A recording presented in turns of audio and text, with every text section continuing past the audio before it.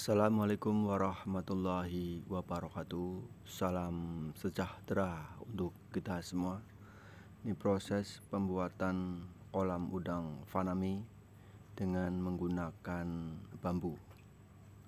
Ini jarak kapit itu setengah meter,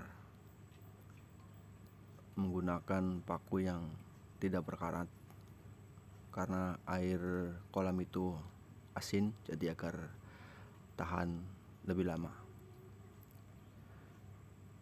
Ini pemasangan dinding.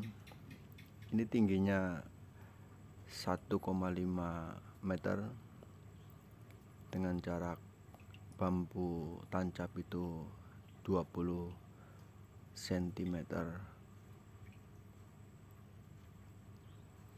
Ini sentral tray-nya untuk pembuangan air bawah. Ini kolamnya cukup panjang. Panjangnya 25 meter dengan lebar 6 meter. Karena ini di atas tanah liat, posisinya di tanggul.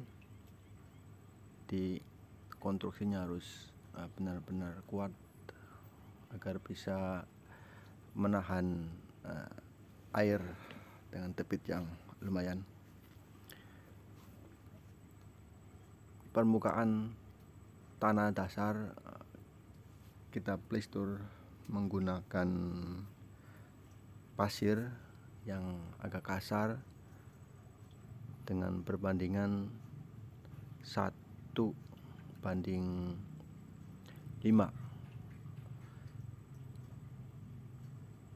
agar kuat menahan beban air.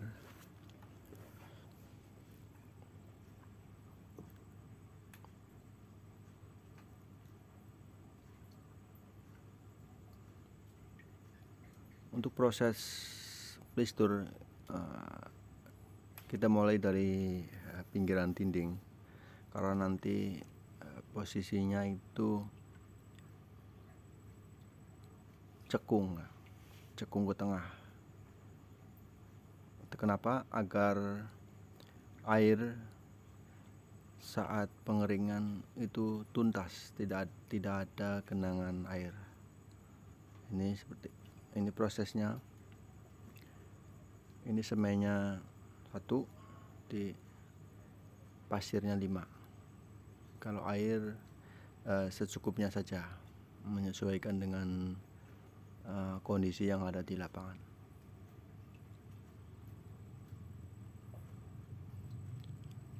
Kita aduk rata agar komposisinya sempurna. Artinya air, pasir dan semen itu bercampur merata, tidak ada yang menggumpal. Ini airnya juga dari air asin, karena menggunakan air tawar ya cukup melelahkan, jauh dari pemukiman. Ya lumayan dalam proses pembuatannya, karena semua menggunakan peralatan yang manual, jadi butuh kerja keras, ulet dan konsisten. Untuk tebar intensif kita bisa tebar dengan kepadatan 300 sampai 500 ekor per meter persegi. Ini setelah hampir selesai ya, ini sekitar 60% udah di plistur. Ini untuk sentral tray-nya, ini posisinya cekungnya. Ini dindingnya lumayan.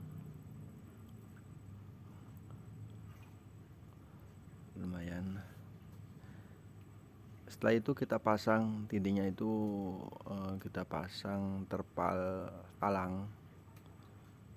Fungsinya untuk di samping menahan air juga agar antara terpal kolam dengan dinding ini tidak bersentuhan, karena ada paku.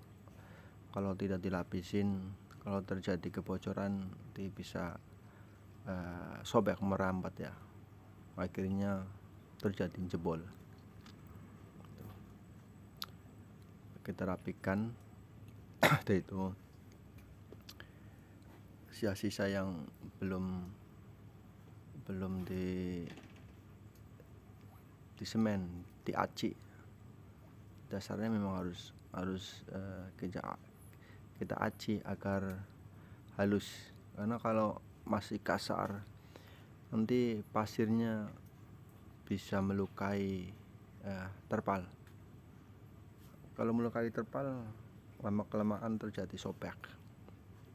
Kalau sobek ya airnya jadi hilang, artinya air di posisi kolam itu tidak utuh. Kita haluskan, yang nggak terlalu halus, yang penting tidak ada pasir yang mengganggu lah istilahnya. Jangan lupa untuk like, subscribe, dan share ke teman-teman untuk berbagi informasi tentang dunia budidaya udang Panami. Karena budidaya udang Panami di Indonesia itu cukup menjanjikan, karena kebutuhan ekspor udang itu masih minim. Oleh karena itu kita bersama-sama untuk mengembangkan budidaya udang Panami dengan cara intensif. Ini semua udah rapi. Ini sentral dry-nya, kita posisinya cekung ya, jangan lupa cekung.